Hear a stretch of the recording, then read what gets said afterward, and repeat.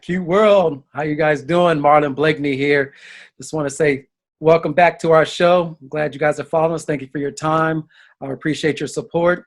Today we're in some challenging times with COVID-19, and I just hope everybody's safe and healthy and practicing that social distancing to make an impact on your own communities.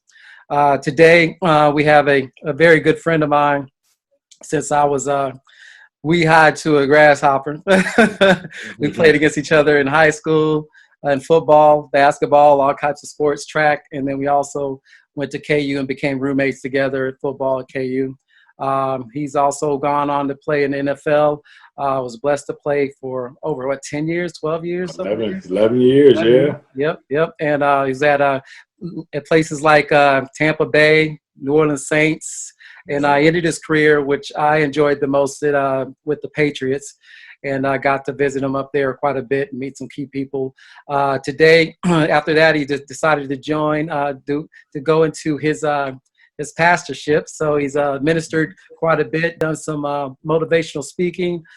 He's really sought after. And now he's even more blessed.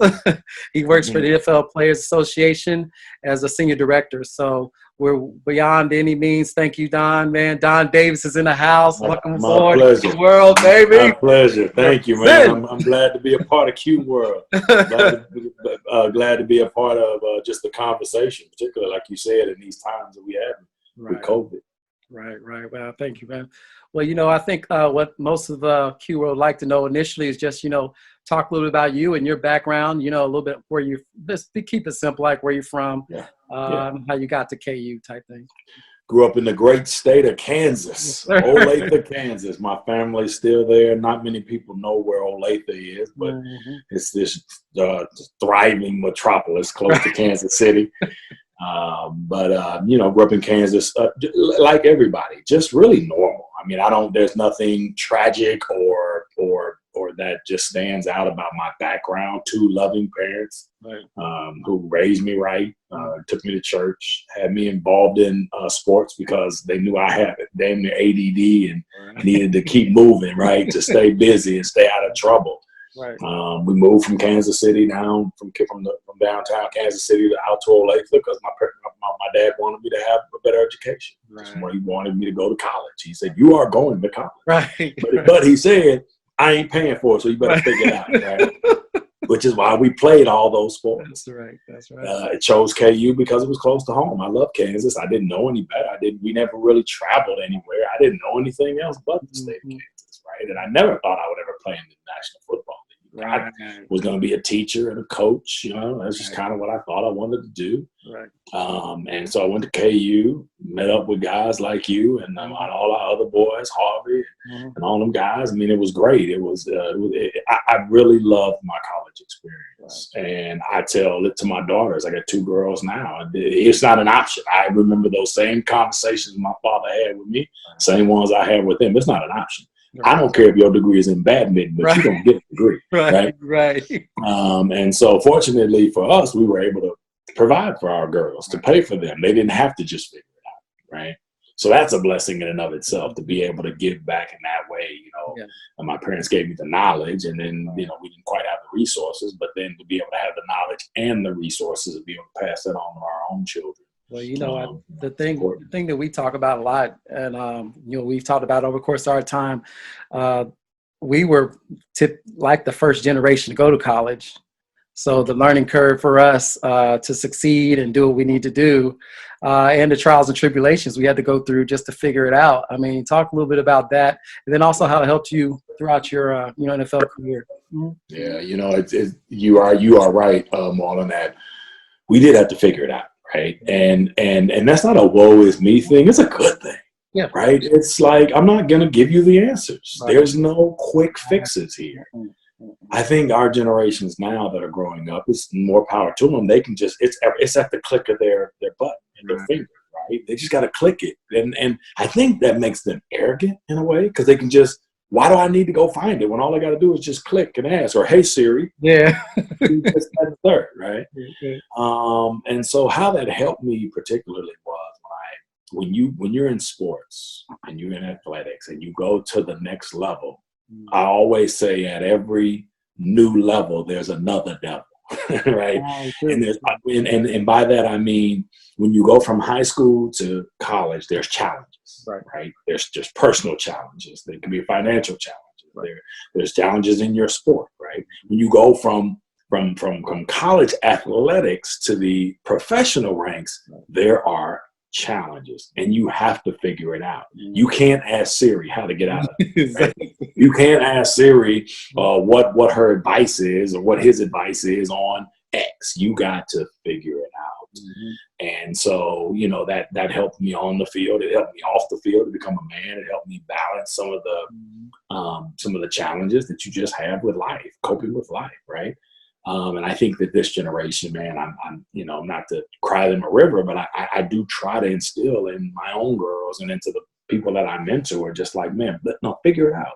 Use your critical thinking skills. Don't just veg out at the TV or just go on the social media and get your answers. Right. Social media is not a news source, unlike what they think it is. Right. Like, go figure it out. Like, Google it. Yes, use the internet.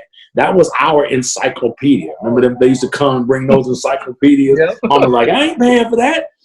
But you had everything in there. You gotta go look for it. So use your technology, but use it in a way that's productive. I think a lot of people don't know. I remember we came in our freshman year. Well, we played in the East-West Shrine going, right? Or the All-Star game. Yep. All-Star game. We was on the east side, both of us on the team. I just want to throw out there, you know, I was the fastest on the east side. Of course. You was a DB and I was a linebacker, so you were supposed to be fast. Well, anyway, but the challenges that I think are what people really learn from, like you ended up going to NFL, playing a long career in there with some great athletes. Obviously, your athleticism and competitiveness was at that level too to be. But when you first got to KU, talk about the trial and tribulation, because we didn't come in like ballers like we thought we was going to be. We didn't come in just starting overnight. You had to work and get to that. Yeah, I look back at that time, and it really shaped a lot of the principles I have now. Nothing's going to be given to you, right? You have to work your butt off, and you have to know your why. I remember like wanting to kind of quit. Like, I was like, do I really want to do this? I don't know, man. I mean, it's not because it was so physically demanding, but it tapped into your emotional, mental, spiritual. Like, it tapped into every one of your emotions, every one of your domains. And so, you know, I think with that, I learned a lot. It was a pivotal year for me to be away from out of home, right? In a place with people that you know and you got these experiences, but it's different. Right. It's a different schedule. You kind of on your own. Right. Like, yeah, they help you with your classes and they make sure they feed you, but you're on your own. Sure. Right? It's not like, okay, last 4 years I've been doing this. Right. And I go to the Johnston store and I get my stuff done here and I go to Aldi. You don't get that now. Now you got to figure out a whole new normal, a whole new area. And I mean, it was good. You love it, but you have to go through that, which is why we forced our daughters as well. You going to school, go to college. Like, you going out, get out the house. You're not staying here and going to school. Nothing wrong with that. But I want y'all to get out. Let's talk about that. The day. I think what's interesting too. I think because you have a whole like 3 hours of information to offer, but we'll go through a little bit. But let's get to like, okay, went through college. Obviously, you had a great career in college. You did well. Then the day, talk about that, like, because right now what's big is the draft's coming up on Thursday. All these athletes are going through the draft. Some going to get drafted, some may not. Talk about your experience on that and what the feelings were. Yeah, man. Yeah, what a tough day. I mean, it's filled with so much excitement and hope. Right. And you're thinking, and people are whispering in your ear. Your agent was there. I had a coach that was calling me. And you're all feeling good about it. Like, okay, yep, we drafted. We had the family over. Right. I mean, everybody's having a barbecue. We just watching. We watched and back then it was only 2 days. Now they've spread it out, but back then it was 2 days. And rounds 1 through 3 were on the first day. We figured I wasn't gonna be that. I was gonna be a second day guy. So we get together, man. We got everybody there. And team's calling, and we're gonna pick you up. You like, yeah, everybody high five and that. And then all of a sudden you see the ticker, and they picked up Jeff Smith from Idaho, and you like, what? And that happened like 3 times that day, and so that was hard. That's just that emotional roller coaster that you ride. But eventually the draft ended and I wasn't called, and that was again another, okay, you got to deal with it, right? It's like, man, all right, I guess maybe I'm not gonna play. I mean, okay, I mean, I didn't come to college to do that, and then it turned out that I thought I had an opportunity, and then it became a dream, and so you're like, okay, well, maybe that's not the dream. And then, you know, a lot of these guys then will get a lot of free agent. If they're not drafted, then they'll get free agent offers, and that's what I had. About 13 teams or so called, which makes you feel good because there's 13 teams out there, right? But now you're in a whole other mess. What team do you go to? You don't have a board of metrics for every team. I mean, if I were going back on it, if I had a son who was playing now, I think I would try to create that.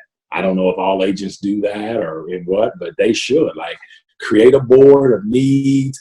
Give me your top 5 teams that you would go to. That's what I would have did then. Okay, here's 10 teams that I would like to go to. 5 of them I think need me, and then eliminate the rest of them, because then it keeps you from doing what I did, which was, all right, well, who called me first, and who offered me the most money? Those are the only 2 metrics I use. Those are 2 terrible metrics, and both of them got me fired right after training camp. So you go to training camp, you're excited, you have this new start, you're with them, and then you're there for 4 months, and then it's the end of training camp, and now you're out of job again. So that was me, out of job, and so now you're like, okay, what am I going to do, right? You go through the process where then you get put on the practice squad. So I got picked up, put on the practice squad. So that's a good thing. So you're still in the league, you're doing that. But then I get released again. And now nobody calls. Now I go sell shoes at Foot Locker at Oak Park Mall in Kansas City. Like, I gotta get a job. And so you do that. I did that for that year, the rest of that year, for about 4 months of that year till the start of new. And then what they do is, if you're not on a contract or you're on the practice squad, you get to sign what they call a futures contract. You can sign that before free agency starts. And I signed that in January of '96. So I was working at Foot Locker, but I signed a future contract with the Kansas City Chiefs, so I didn't have to move anywhere. So that was good. So I worked for 8 months. Worked out, doing my stuff, and then again get released again. So again, just disappointment after disappointment. You're like, all right, I'm done with this. Right. Fortunately, the New Orleans Saints picked me up because I played well and during preseason, and then I got my start. Not my start, but got my in the NFL. I was playing special teams, and I was just like, okay, this is great, living the life. Yeah, exactly. No. And I think, so when we're talking about this, like, it's over and over, we hear this from several, like all the businessmen I've talked to, all the athletes, obviously, coaches. I mean, a lot of variety of different people. Everyone's saying the same thing you're saying. You got to find that why. You got to really love what you're doing if you're going to really be happy while you're doing it. And not only that, like the things you got to go to overcome to be where you are today. So that's really good stuff. So let's go all the way to, so you ended up, so this was funny, I think, and I know your story well, obviously, but this is funny because you were at Tampa.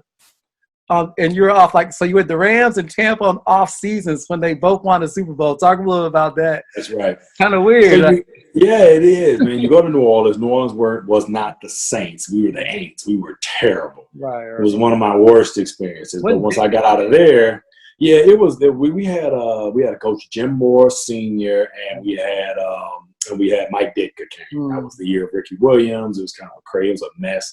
They didn't turn it around. They just ran it in the ground. And so we left there. I left there, went to Tampa. Great coach, Tony Dungy. Again, another father figure, mentor in my life, changed my life. Just watching him. And they were up and coming because they hadn't won in a while. But Dungy had turned the program around. We had been in the playoffs. We then go all the way to the championship game against the St. Louis Rams, and we lost to them. That greatest show on turf. We lost to them. That was 99, and they went on to win the Super Bowl. Right. Okay.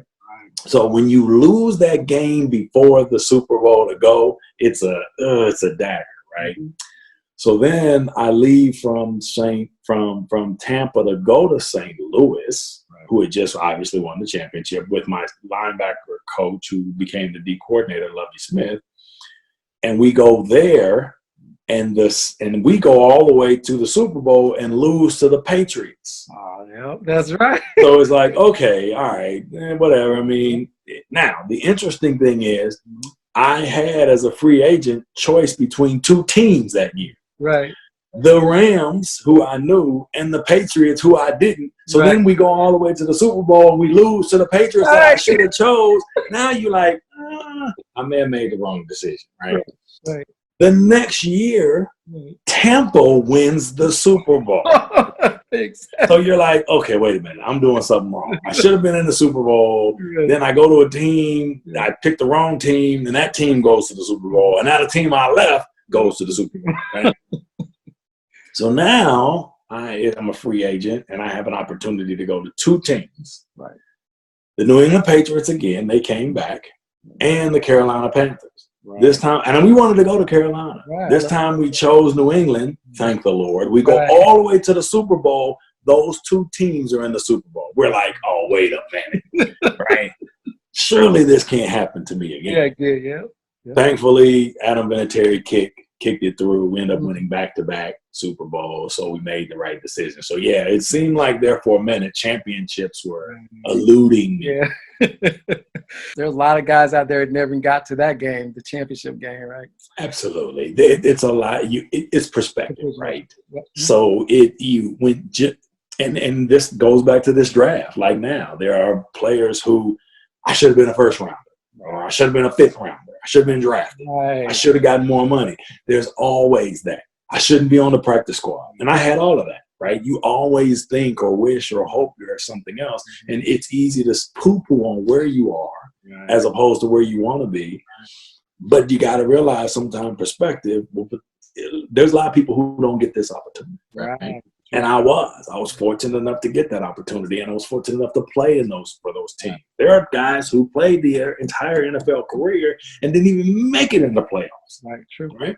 And so I was able to, parlay that. Now, I can say it's much easier to have that perspective because I do have championships. I ain't gonna lie, right? Because I did go to the mountain and do all of that. I got rings, but it is something just in life you got to alter your perspective, or perspective is everything. Right. True. No, that's good stuff. So we move on to New England and the Patriots, of which I'm visiting you up there made me a Patriots fan. I think obviously we love the Chiefs. Obviously had a great year, and we're always going to be loyal to the Chiefs, but support them. But the New England Patriots, I think what really caught me up was how passionate they were about team. Like, I think the Chiefs fans are great, really great. But I'm talking about they are almost like life or death. Like it's not just like everybody goes because it's the Chiefs, blah blah, and they enjoy it. And they're the war, go ahead, at Arrowhead they go at it. And but literally, I believe when I was there, I felt like they would do anything and lose their life for the Patriots. They would. That day when I came, it was a Nor'easter, the first one I came to, and they shut the whole stadium down. Remember, they said they had no more parking spots because the snow taken up. They piled it up. Yes. And we're driving, me, Yannette, and my ex, and we're sitting there driving, and the radio comes on. Because we listened to the game, running behind because we couldn't get traffic backed up, and they say, "Everybody, stop." Turn around. No, we can't take any more fans to the stadium. Yes. Everybody just goes home. We're sorry. We apologize, blah, blah, blah. And I'm telling you right now, these fans we're like 3-4 miles out from the stadium. They pull to the side of the highway. They're cussing their butts off. And they're like, screw you. We're coming to the game. They walk to the game. Cold, snowing, everything. They did not care. So yes, it is that tough northeastern mentality, blue collar working. They buy in, and fortunately for that area, they won a lot of championships. legends. Yeah, true. So that keeps the fan base going, right? So yeah, and there's not much else out there, right? I mean, you do downtown in the city, you have the Celtics, you got, you know, the hockey team, you know, but the Patriots are like, that's the true blue, like just blue collar. They are really identified, and they got the right coach. You know, they had the right quarterback on, and we'll see now he's going to Tampa, which is very interesting. I never thought I'd see him in a new uniform. But I'm interested to see what the Belichick, the Bill way works, because there's a lot of things I learned about leadership by being in New England. The Patriot way, and what we talked about, is some things that they do in leadership, and that there are a lot of principles there that I've taken even to today that have helped me to be successful. Well, for the guys out there that are, you know, either going to the league right now and or in the league right now and maybe fighting for position, I mean, talk to them about your mentality of how you got the longevity, how you sustained times, and what you took in to be successful, because it's very important, I think. Definitely. I think the acronym I use is the moniker I use that go with 3 H's that I always tell. One, you got to be humble, because there's always somebody coming behind you to take your spot. Right. No matter how good you are, whether you're a Pro Bowler, Hall of Famer, there is always someone. So you have to stay humble. You can't start feeling yourself. You can't start looking at your trophies. You can't start looking at what you've accomplished. You got to keep fighting, which goes into the second, which is you got to stay hungry, right? You got to keep wanting to keep driving. It takes like a mental toughness to sustain to take care of your body. You gotta spend money for that. You gotta do massage and all this other stuff that costs you money, right? So you gotta stay hungry. You gotta be in it. You gotta go get up and do your work. You gotta do the film study. You can't just say, "Oh, I'm a veteran. I'm 3 years. I'm rested. I'm good. I don't need to study." No, you gotta stay hungry. And then the last one, which some people you can't control, is you gotta stay healthy. Right? Sometimes the body just breaks down. There are guys. There are freak injuries. Guys just running, fall, hit the turf. Nobody touched them. Right. You can't control that. All the training in the world, all the preparation of your body in the world, nothing can control that. Sometimes it's just circumstance, right? It just so happened to you. Wrong, right collision, wrong time, get twisted up. There's been many of those piles we've been under, right? And there have been times I swore my leg was broken. Like, oh, it's broke. And then you get out and you're like, oh, okay, no, it's good. And then you just keep it moving, right? That could have easily been a career-ending injury, right? Just don't know. So, but staying healthy is at least doing the prep work that you have to be as prepared as possible, knowing that you can't control everything, but you can control your diet, your exercise. You can control, how much sleep you get, your recreational activities. You keep those to a minimum. So those kind of things I think those are my keys to these guys that they're coming in to just make sure that they stay humble, stay hungry, and stay healthy, man. And that I think that will take care of a lot of it. Got you. Is for those guys out there that are going to come into the draft, do you believe there's a way? Do you believe that should everyone go in with the mindset, I'm going to start or I'm going to play, defense? I'm going to be the safety. I'm going to be the defensive end. I'm going to be the linebacker. I mean, what mentality should you tell them? Like, what would you say to them for them to do? What should they do? Just get on the field? What should they do? I think it's great to have goals, right? I would never tell somebody to lower their goals. I want a lot of poo-poo on their dreams. You guys coming in there like, I'm going to be a Hall of Famer. Right. Great. I'm going to lead the league in sacks. Perfect. I want to be the best wide receiver to ever play the game. Right. Great. You should have those goals, right? But I think you also have to look back at your track record and be honest with who you are, right? Sure. So let's say whatever school you went to, right? If you went to a smaller school, well, you might have been the best on that school, but you didn't play in the SEC. Right. Maybe you went to the SEC and maybe you were a starter, but maybe you didn't win all SEC. Right. You might want to keep that into consideration, right? Maybe you went to the ACC and you was all conference and that or whatever, right? Which is okay, cool. But maybe when you played the Alabama, you got the brakes beat off you, right? That's all your history. Right, true. So let's not ignore that, just having a vision that I want to do and be this, right? So yeah, I think you can look back, you can learn a lot about yourself, how you performed, Right. where your skill set is based on all the other talent that's coming out. If you were fortunate enough to go to the combine, they ranked you. You know exactly where you stand. Right. Whether whatever position it is, there are 25 linebackers, 30, 40, 50 of you. Right. You know exactly where you are. Right. If you towards the top, well then yeah, you probably gonna reach those goals. If you towards the bottom, you're gonna have to. They're gonna be. You better make sure you perform your butt off. Right. True. So I think it is great to have dreams and goals, in other words, but you also have to know your history and be manage your expectations. Yeah, realistic. Everybody assumes they're going to go into the league, they're going to be a starter, they're going to go to the Super Bowl, they're going to make tons of money, they're going to play 10 years. Everybody thinks that. Right. Well, the averages are 3.5. So everybody's not going to do that. There are 31 teams every year that don't win the Super Bowl, and the same team doesn't always win. So maybe that might happen to you, right? But let's also be prepared if it doesn't. Right. True that. And that's what's one thing I want you to go into too. I mean, obviously, you're a spiritual leader for the team, and then also for talk to different churches and different areas. So talk a little bit about the experience with Tony Dungy and your progression to your spiritual path. Yeah, my parents laid the foundation, taking me to church. That was not an option. That was another non-option in my, not optional in my household. You going to church. Every member of this family going to church. So that was the start of the foundation. You try to be involved as we were in college and that and getting into that, but I wasn't quite all in. Yeah. Then you go to the league and you get involved, athletes in action, that kind of stuff. And just not all in. All right. And it was when I went to Tampa Bay, 1998, that I saw it lived out. That I was like, that's what it looks like to live this Christian life as a man. Once I had that vision, that allowed me to then start to change some of the things in my life that weren't in line with what Coach Dungy did, right?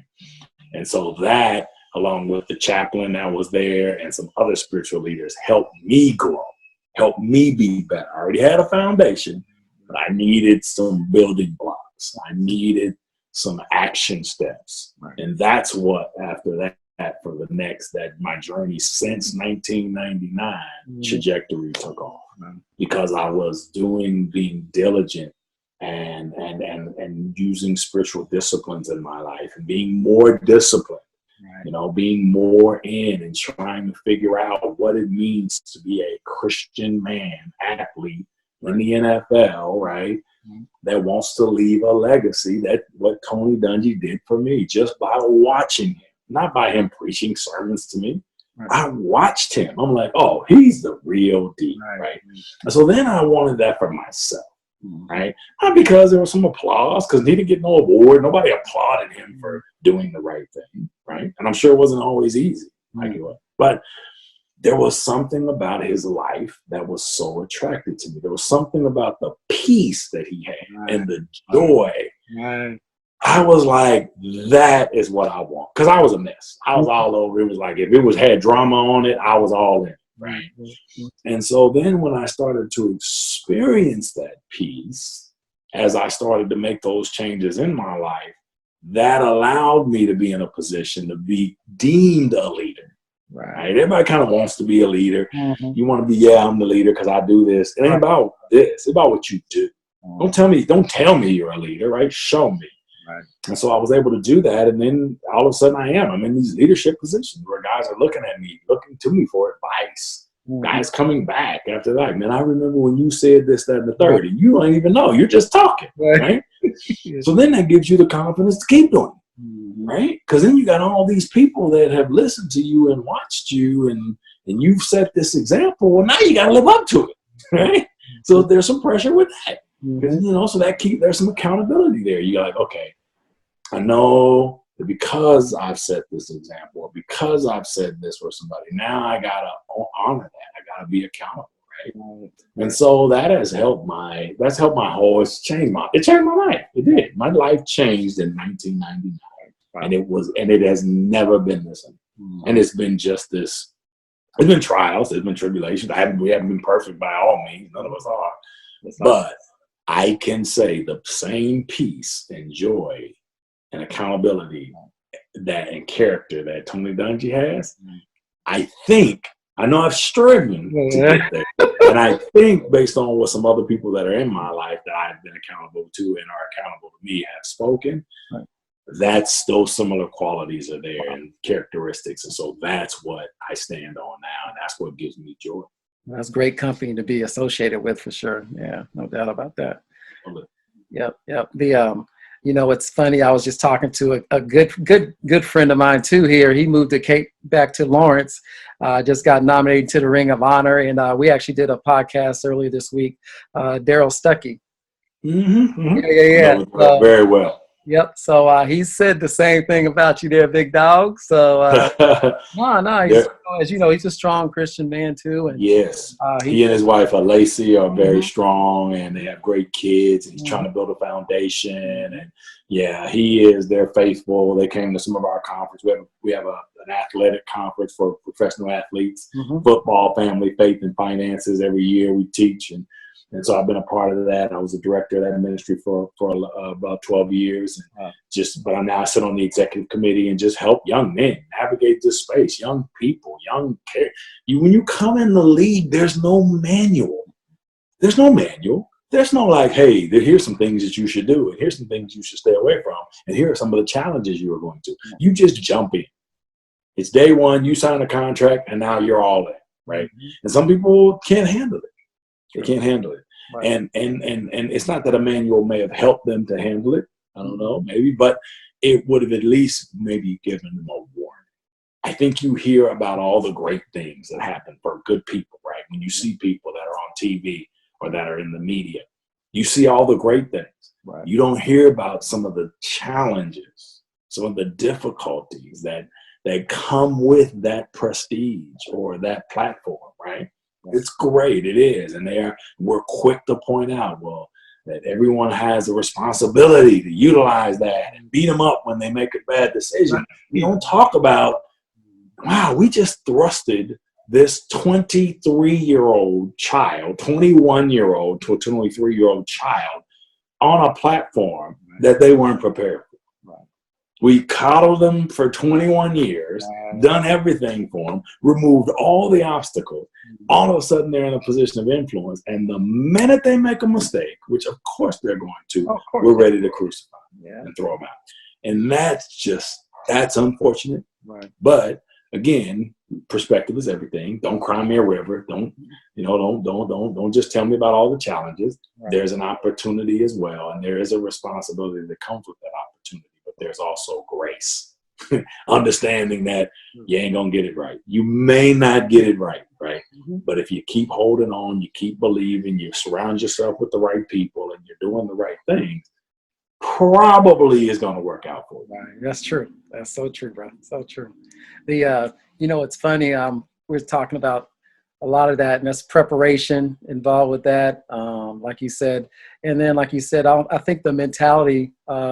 I think it's not just, athletes as well, but I think in a lot of different areas, we get thrown into different situations, and it's a lot of things that help you get through. Are a lot of things you're talking about, how you're raised, what base and structure you had at that time, are the things that help give you the fundamentals to get through those certain mountains and valleys that you go through in life. And without those, like you said, and then add in the wrong group of people, now you're making some things. You're doomed to fail.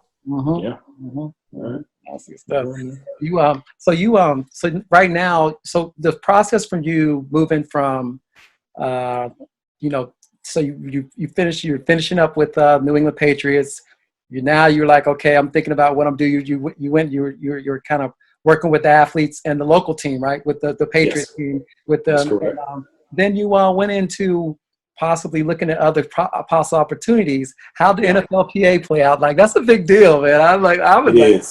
Yeah, so it was fortunate. I was very fortunate.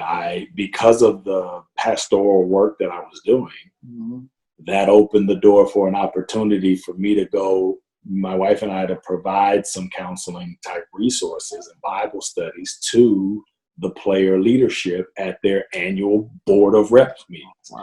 Now, we had been there because I was a rep 6 of my years. Right. So I had always, we had been to these same meetings. And I just, because of some stuff that was going on within the NFLPA that year, they just so happened that somebody just happened to reach out to me to say, hey, would you be interested in coming over here to lead kind of some of the spiritual components, leadership, being around for the athletes for counseling? And I was like, sure. Yeah.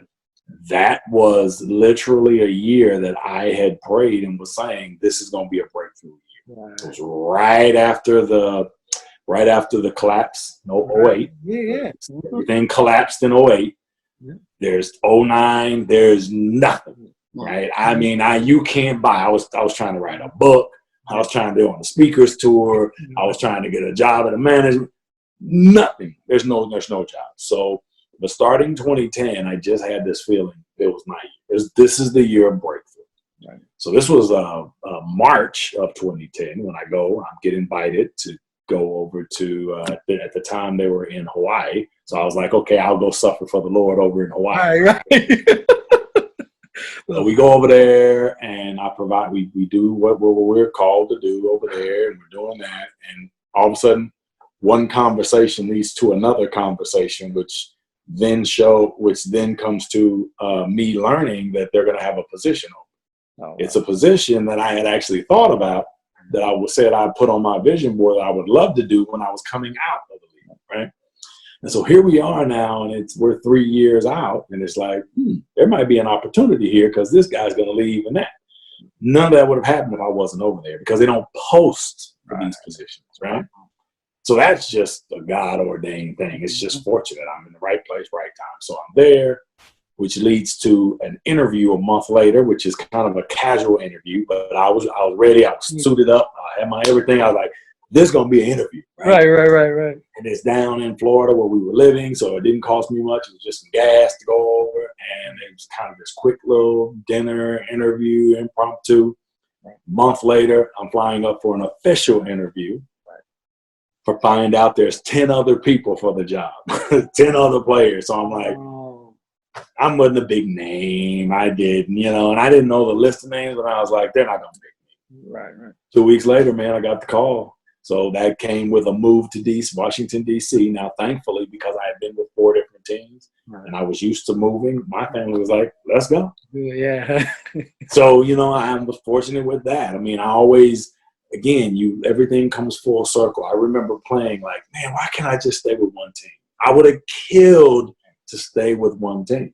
But what that would have done maybe then is now my family's comfortable. They ain't used to moving. They don't want to move. Now I never make this leap because my family's in school and they're comfortable and we got this and they don't want to move. But my people, we would move every 2 years. They're like, let's go. Right?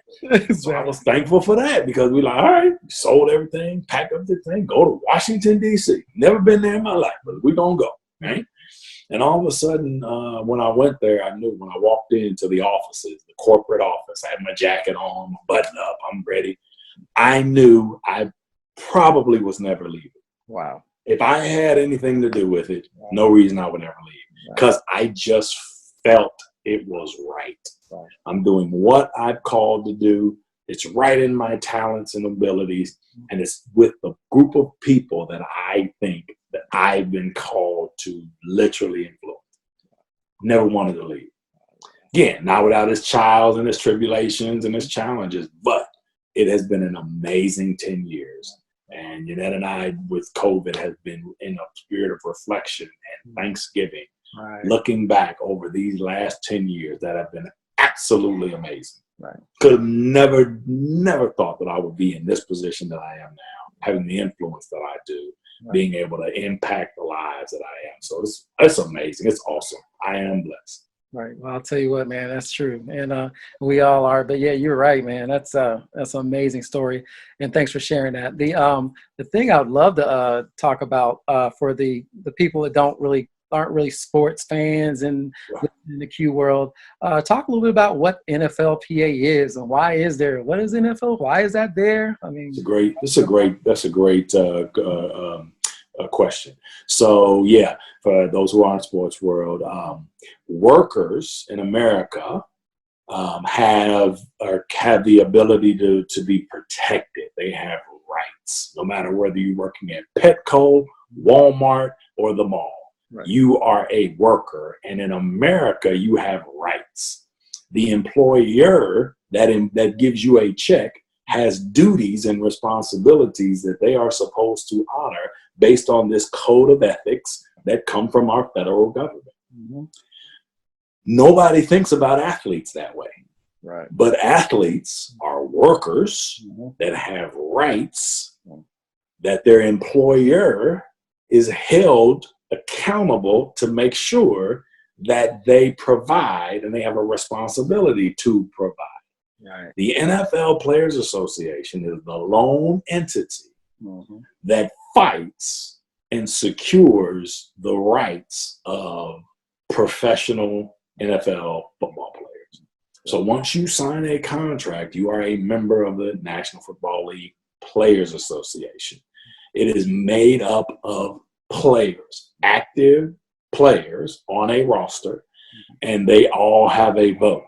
It's a democratic 501c3 typical union, but not like the union that you think, like a teachers association, where in a teachers association or with some of these other entities where you think union,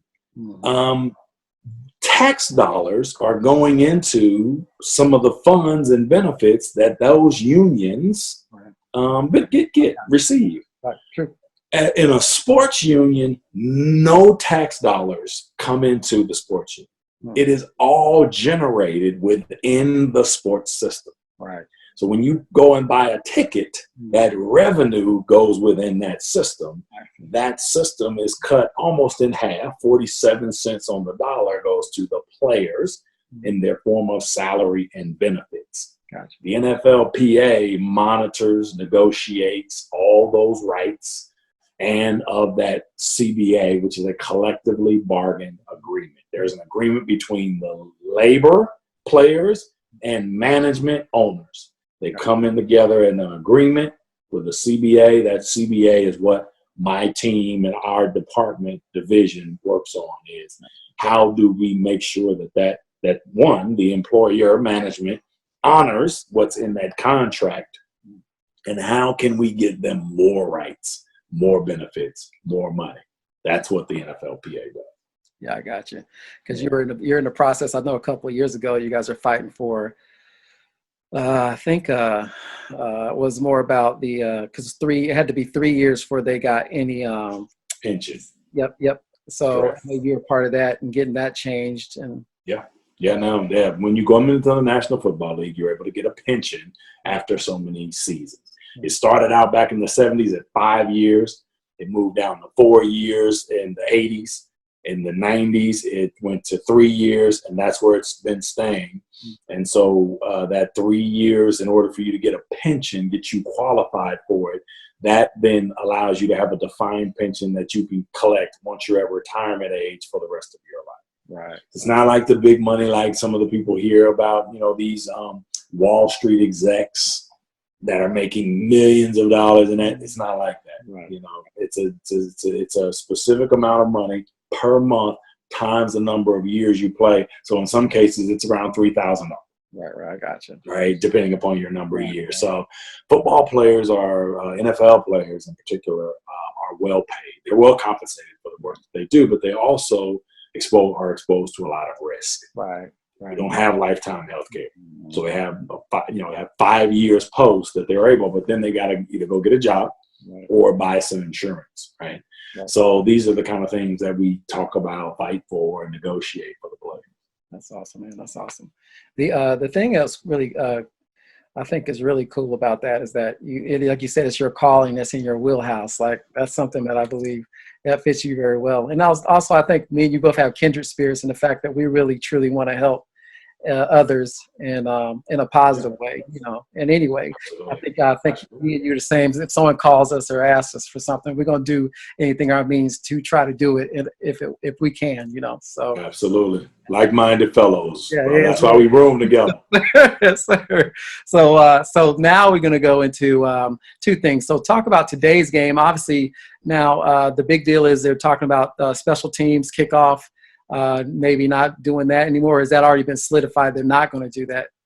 No, we're still a part of the game. They just changed the rules. Right. No more running starts. When I played, it was a running start. No more wedges, Right. where wedges, where a group of players can come together, lock arms, and basically build a wall. Can't do that anymore. They're trying to eliminate the big collisions that lead to concussive episodes. Right. Head to head hits, head to knee, head to body part. You want to eliminate that, because when you have that sort of contact at a high rate of speed, what it causes your brain to shake. Right. Once your brain shakes, it's supposed to be stagnant. When it shakes, it's exposed to more trauma. If you get a hit, sustain an injury while your brain is shaking, that's what leads to those kind of dementia and some of those other things. So you try to eliminate those subconcussive blows. You're going to get concussed playing the game. You're going at a high rate of speed, and your head is going to hit something. It's going to happen. However, we put in protocols now, negotiated protocols, where we can pull players out of the league, out of the game, and many people from the spotters and the up and on the field can look at a player, see a collision, and pull that player out of the game. And he has to go. Right. So those are the kind of things, because you want to make the game safer. You want to make sure guys' longevity, their life after the game is as productive and as fruitful as possible. I see a lot of changes, though. What do you think about the social media aspect now? I mean, over the last, if you really look at it, like literally, we didn't even really have apps and all that stuff and phones when we were growing up, right? Nope. And really, in the last 8 years is when Facebook and all these other apps have grown to be so big. I mean, it's a game changer. These last 8 years, what they're able to do and what athletes are able to do and how to communicate. So how do you feel about that? I mean, especially the negative aspects. It's really hurting some athletes as far as getting cut and all that good stuff. It does. It's a tool. It's a tool that can help. It's a tool when you go to a small school and you don't have people looking at you. You can use it as a tool and a resource. Now a guy who goes to a small school can be seen and is seen. But it can be a negative too, right? You don't think about it. You're posting something. That's your thumbprint. That's your DNA. You're signing your name on whatever it is that you're posting. So we try to get to them as early as possible to say it's your resume. It is. That's true. It's your digital resume that you're building for a team, and you're telling them this is why you should or shouldn't hire me as a worker. Right. We all have to understand that. So it's a tool that can be positive. I'm not a doomsdayer. I'm not a big social media guy. It's just not. I didn't grow up with it. It's not coming. I navigate it now, but I get it. I get it being a part of the game. It gives the guys a tremendous opportunity to market themselves and not have to pay somebody to do it. If they're savvy enough and they utilize their platform, man, they could make a lot of money.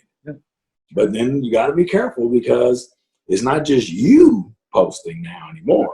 You're out and you're doing something stupid. All your crew, you made all them, nobody has their phone out. But you can't control the person that's at the bar. Or the person who's over here who's just literally out trolling to see who they can see. Because they know exactly where stars go. You know where stars are. Exactly. If they hang out somewhere, you're going to hang out there.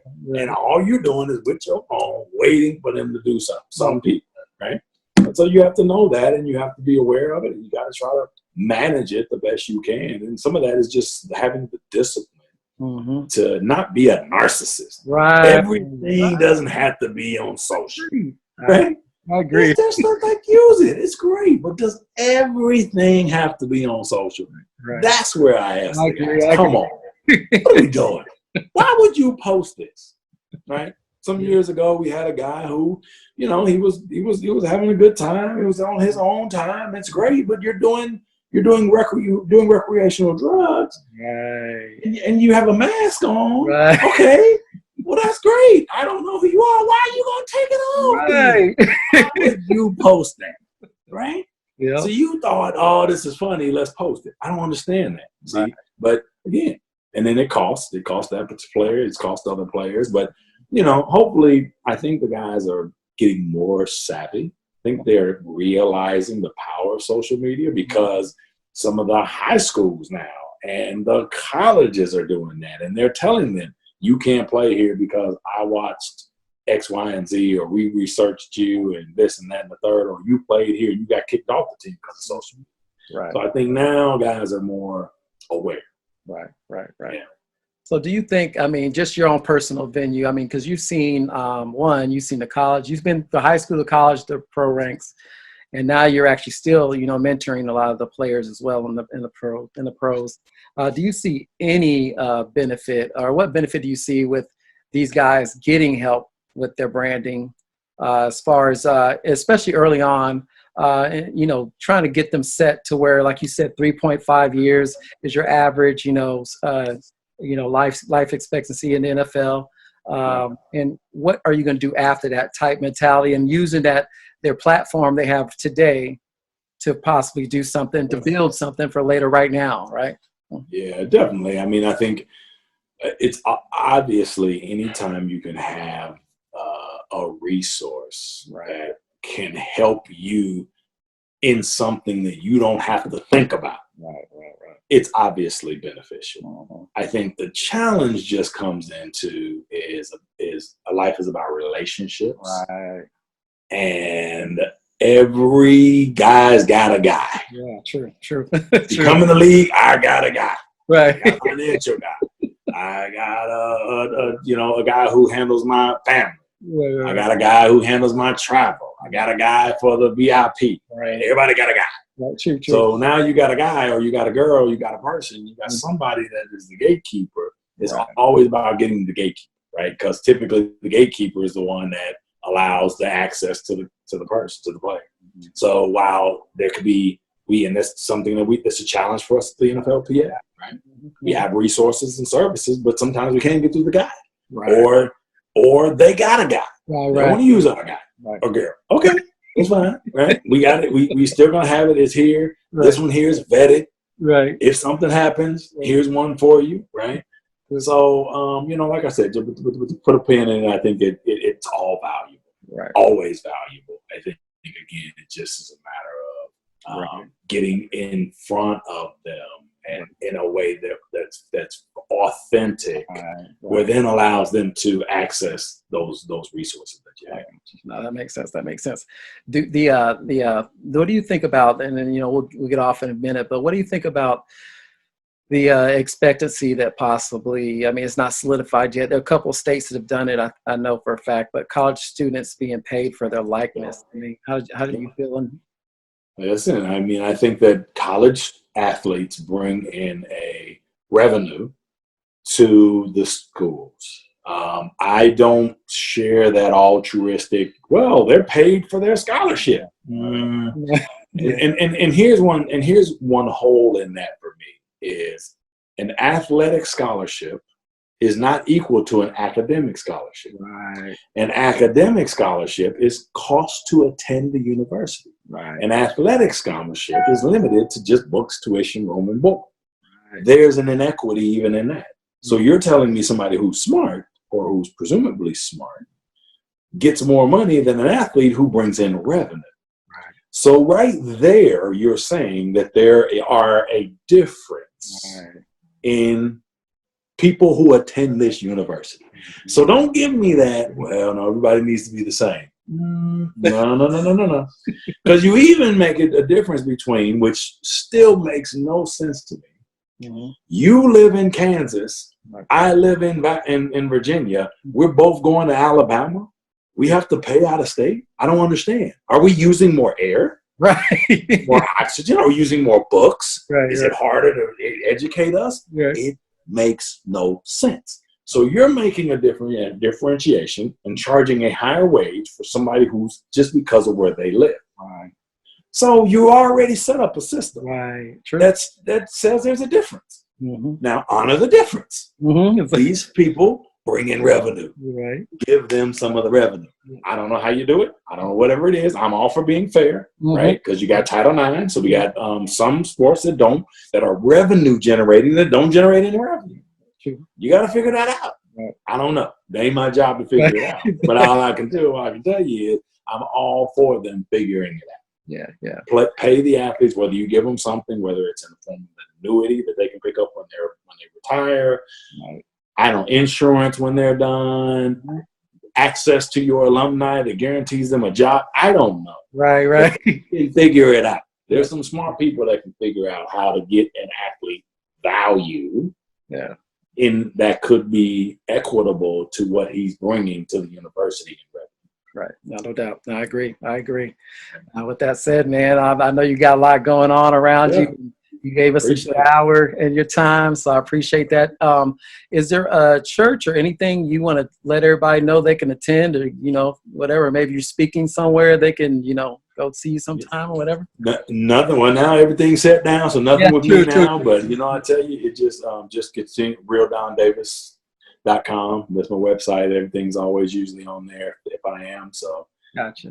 Certainly can if they're interested in there. Usually that's where it'll be posted. Cool. And at Q World, we're at Q_World Podcast on IG, Q World on Facebook.